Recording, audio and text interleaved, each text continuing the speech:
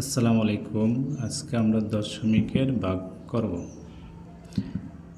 তো 7 দিয়ে 2.24কে ভাগ করব। এখন 7 2 এর ভিতরে যায় নাই, 7 থেকে 7 হয়, তাহলে আমরা একবার নিব না। 7-এর নামটা শূন্যবার করলে 0 হয়, তাহলে 7-এর নামটা শূন্যবার করলে 7 শূন্যে 0।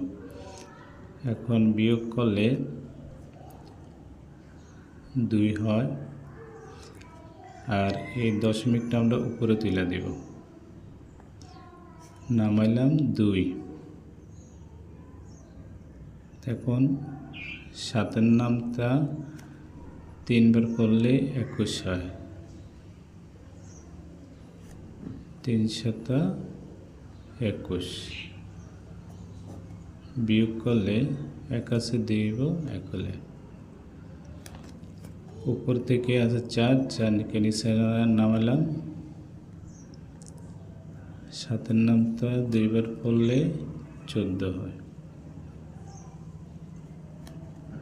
7 2 গুণে 14।